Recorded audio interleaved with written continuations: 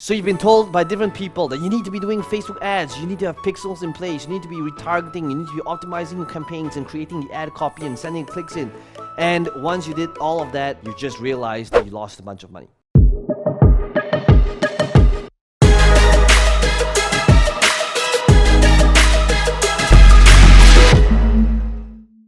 Hey, this is Peng Joon here, and today I want to be able to share with you reasons why your Facebook ad campaign is not working, why you could be bleeding money, but how do you turn things around and make them profitable. Today, I am going to be showing you an exact campaign behind the scenes of not just a profitable campaign, but a campaign that was literally bleeding money, so that you can see what it is that we did to fix this bleeding and turn it from a loser to a winner. Okay, so I'm going to look for this ad account. I'm going to refresh the stats, and I'm going to be showing you an exact campaign that I did recently. And this campaign was a virtual event that I did called Virtual Event Codex, and I titled it as VEC. Okay, now this VEC, first of all, let me walk you through how that might look like. Okay, VEC, the funnel, the sales process, is basically a virtual event showing people how to do virtual events. Okay, it was basically on my experience doing live events, in-person events, workshops, seminars, and how that entire model was did, and how I pivoted to virtual events, and how I fill up rooms, sell tickets, deliver the event, all of that. So it was targeting really speakers and people who wanted to do virtual events and doing it profitably. Now, if you take a look at the funnel, okay, so what this funnel does is, first of all, it was establishing credibility and why events is a great way to help more people to have greater impact, and why your best customers is through events, and how I literally pivoted my experience of doing live events to literally simple Zoom calls virtually, and how they could be doing it as well. Okay, so this was the setup, and basically this funnel is a funnel where the tickets are $200 on the front end, not including the order bumps and the upsells as part of the checkout process, right? So this is how the funnel looked like. However, notice what happened. Now, what makes this video here different is that I'm not just going to be showing you the victories, but I'm going to be showing you the losses. And I think this is really crucial, because when people go online and go on social media, what people see is literally just the sizzle reel. It's just the end result. Marketers, showing off profitable ad campaigns and how it's doing well. But most of the time, people don't see the journey or the struggles that happen along the way. Okay, so to walk you through how I turned a loser to a winner, and how this campaign that we just ran it for about 6.5 days. It was pretty last minute because our promotional schedule didn't give us a lot of leeway. We only had 1 week to promote this virtual event. But I'd like you to notice what happened over here. Okay, if you take a look at this, let me just kind of zoom this. This campaign, we spent about $43,000 marketing it. However, there was a problem. Now, what's the problem? You see, when I first launched it, you can see here it says cost per result. Okay, now what's the cost per result? The result was, whenever I am targeting a buyer of the ticket to this virtual event, initially on day number 1, it cost me $1,291 to acquire a customer just for this first campaign. However, over here, you can see that it cost me also for the rest of the world, all-time buyers, right? $1,314. So there's the problem. Can you see what the problem is? The problem is that it's costing me over $1,000 to acquire a customer that pays me approximately $200 on the front end. And if I were to include the upsells and the order bumps, it was about $500. Okay, so maybe about $550, $580. But in other words, for every $1 that I spent, I was losing 50 cents. Does that make sense? So I knew that I had to pivot. And initially, when you start running, you got to understand how Facebook works, right? If it's a loser, how do you turn into a winner? Now, eventually, if you stay till the end of this video, you will manage to see how we turn this entire campaign from losing to having a 7-to-1 return on the back end, and from the entire campaign when we utilize these few tweaks. And when you utilize these few tweaks, you'll be able to see how you can tweak your campaign as well. So to explain to you what these tweaks are, if you're to understand the concept first, you will see that right now there's a sales process, and the sales process, it basically looks like this. Okay, we run ads, which is over here. Okay, we run ads to the sales process. The sales process is on the front end, a $200 ticket. They're worth $200. And then if they take up on the upsell, which is basically a VIP ticket, together, there's two upsells, but the VIP ticket and other tools and processes. If I were to include the average cart value, it was about $580, give or take $20 or so, okay? So a customer now, including the upsell, is worth about $580. However, the problem is, as you can see, initially on day one when I ran a campaign, it cost me about $1,200 to acquire a customer that's only worth about $600.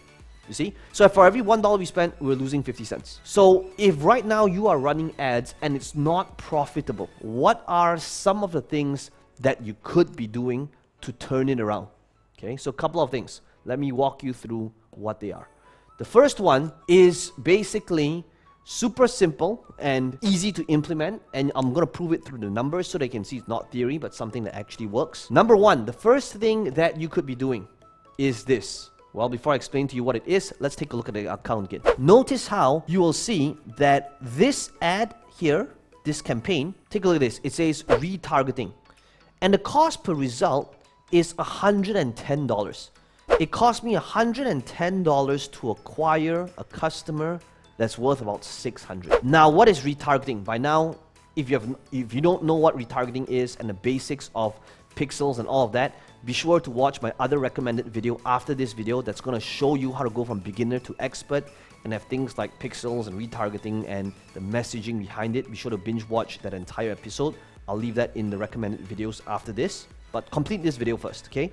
So notice that this campaign, for every $1 I spend, I'm getting back about $6 in return, right? It cost me about $110 to acquire a customer, acquire a $600 customer. So this campaign here, what is this campaign all about? Retargeting is basically just targeting the people that visited this page but didn't buy. Retargeting could be people who visit this page but not the following page, okay? So the first campaign that you can, or the first move that you can be making to turn a loser to a winner, is to first think about targeting every single person that visited your page but did not buy. Okay, so the first thing is retarget visits. So what do we do? What we did here is a super simple ad of me. It could be on your phone, okay? And all you're doing over here is something along the lines of, hey, this is Peng Joon here, and I noticed you visited my page, virtual event codex, but somehow you didn't sign up for a ticket. Now, chances are you already know that, virtual events are going to be a thing of the future, especially when people are stuck at home right now. And if you're somebody that wants to be able to have a deeper level of impact while serving your audiences while selling high ticket, I want to urge you to reconsider joining us for the virtual events of all virtual events, right? Virtual event codex. So notice what I'm doing. Because I'm targeting a very small, specific, laser-focused audience, which is basically people who visited the page but didn't buy, and this is known as a custom audience, and all you're doing is you're telling Facebook, if somebody visited this page, okay, so what's the mechanics of it? If they visited this page but not this page, okay, so it's basically visited.com but not .com / whatever thank you page, okay, then serve them this ad, which is basically retargeting the people that visited. That's the first type of method to turn a loser to a winner.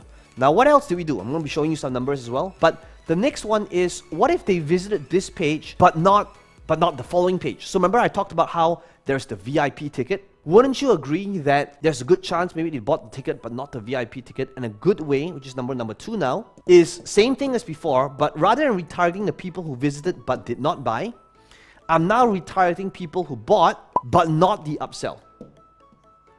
Right? So I'm just going to write here, bought but not upsell. Right? Number 1 is retargeted visit, okay, but didn't buy. Does that make sense? So now, same thing here. What would the messaging be? The messaging is always, it's always acknowledging them for the step that they did, but not the other step, or what's the next step, and why they should be taking the next step. So what would this retarget step be? It would sound something like this. Hey, this is Peng Joon here. First of all, congratulations for purchasing your ticket for Virtual Event Codex. I'm super excited to see you in person virtually real soon. And one of the things that I want to be able to share with you is how you can maximize your experience by purchasing the VIP experience. Now, chances are, if you can't attend the entire thing live as part of VIP experience, you're gonna be able to get the recordings, you're gonna get our entire sales process for virtual events, you're gonna get our tools, our templates. So if you wanna be able to get all these additional items, systems, and recordings that's gonna help you maximize your experience of the event, I would love for you to upgrade. So all you gotta do is click on this link below. See where I'm heading, right? So all I'm doing now, again, because it is such a small laser focused audience, it's now just targeting people who bought this product but not the next product. This is where I'm now able to get a much higher significant return on ad spend on this next campaign. So that's number 2. Now, the next thing that we did, here's the thing, because this promotional window, we only had 7 days, okay? If I were to do it all over again, I would definitely give a much longer promotional period so that the pixel can mature and Facebook has more time to find more buyers for me, okay? But because it was a short time span, and because on day 1, I spent $1,200 and it was only getting me about $600 in return, I needed to pivot, okay? So how did I pivot and turn this loser to a winner? And that brings us to number 3. Number 3 is to create a lower or shallower conversion. Okay, now what does this mean? So when it comes to converting a buyer, most people run an ad and they set the objective as a purchase, as a conversion, which is great, okay? In most cases, that should be the case. But the problem is this: what if you have a high ticket? So from the get-go, $200. What if you're selling something that is high ticket, $200, $500, $2,000, $10,000, $50,000 through an application funnel, right? Whatever it might be for you. So if you had a high ticket offer, the problem is it's gonna take a long time for the pixel to mature because Facebook doesn't have enough data to see which are the type of people that buys this high price point product. So just like for my product over here, when I'm running this to cold audiences initially, Facebook can't really tell what are the types of audiences that would be interested in virtual events, because there's no real precise targeting for it. I can only target people that might be online marketers, people that might be into public speaking, people into personal development, but I can't really pinpoint and tell who are the type of people that might be into virtual events. So what can I do? So because the initial starting step that everybody should be doing is to be setting your objective as conversions. Now, what is a conversion here? A conversion here is a $200 sale. But right now, Facebook has got no data on who are the type of people that will buy $200 tickets to a virtual event. So what I need to be doing is number 3, which is what you need to be doing. If right now you have a loser, try to think about a conversion and make it a shorter or shallower conversion. Now, what is the shallower conversion? What does that mean? So let's say if you are selling a $2,000 product utilizing a webinar funnel, rather than making the conversion as a sale, which is when a person buys this $2,000 product, in order to give Facebook a good, decent sample size, it's going to take a lot of conversions before Facebook finally sees these are the type of people that buys a $2,000 product in market or target niche. Okay, so in order to help facilitate this pixel to mature faster, a shallower conversion could be a person that signs up for the webinar rather than the sale, right? So that this now the pixel understands, oh, these are the type of people that would register for a webinar based on a topic like this. And this is how they can continue to give you, remember, Facebook wants you to make money, but they just, and because that's when you make money, that's when they can sell you more ads, right? When you lose money from the get-go, you won't be going back to them. So same thing here. If you are selling a $50,000, $10,000 high ticket, rather than setting the conversion code or the conversion setting as a sale, maybe your conversion is if they schedule for a phone call and now you close them on a phone instead, right? So that would be one method to turn things around. So what did I do? Because starting out, it was losing money and because there's not enough data for Facebook, what we did was we created a shallower conversion. So how does that look like? So going back to the screen over here, so what did I do? I created a shallower conversion, and rather than sending them straight to the page, and getting people to sign up for a $200 ticket. What I did instead was I sent them to a shallower conversion. Now, want you to notice what this page attempts to do, okay? So notice that it says here, discover the proven 5-step system to launch, sell out, and close high ticket without doing any hard selling, okay? And notice it says here, enter your details below to see why virtual events are the new massive moneymaker, right? So what is this thing doing? It is disqualifying. If a person opts in, it tells me that there is some sort of intention to do virtual events, because that's literally what I'm saying on the page. I'm saying enter your details below to see why virtual events, right? So if somebody opts in, chances are they're not interested in closing high ticket over the phone. If somebody opts in, they're not trying to see how they can make money through Facebook ads. If somebody opts in, they're not trying to think about how to grow a following on Instagram. The intention is to discover more about virtual events. Now, can you see what I'm doing right now? So now, because I created a shallower conversion, this gives data to Facebook and it allows the pixel to mature faster to see what are the type of audiences that would be interested in virtual events. And that's what you need to be doing. If right now your thing is not working, and I'm assuming that you have a decent ad and it isn't boring, I'm assuming that you've got the basic targeting down, okay? I'm assuming that you have a decent offer, okay? All those are the basics, right? How do you turn the loser to a winner? This will be the next one. So if I go back to my campaign over here, so notice that over here, this is when I'm now starting to get leads, okay? And you can see it's from $5 to about $19. So what does this lead funnel do? And you can see I didn't spend a whole bunch of money on it. I spent about $1,004 on these two campaigns. Now, what was the purpose of this? When somebody opts into this funnel over here, after they opt in, that is when they go back to the next step, which is still going back to the offer page for the invite to attend my virtual event codex. Does that make sense? But rather than sending people straight to this page right from the get-go, notice the ad now sends them to the opt-in. It triggers the pixel to send a conversion if somebody opts in, and after they opt in, they head over to this page. Okay, so if you want to be able to improve your campaign utilizing this, and this is where things really turn around for us, think about before you sell this mid to high ticket item, does it make sense for you to create a step before? Okay, so the step before, notice what it did. Again, it disqualifies the masses and it gives Facebook some sort of intent if they opt in, right? If they do that next step, over here, it tells Facebook that this person, chances are, is interested in virtual events.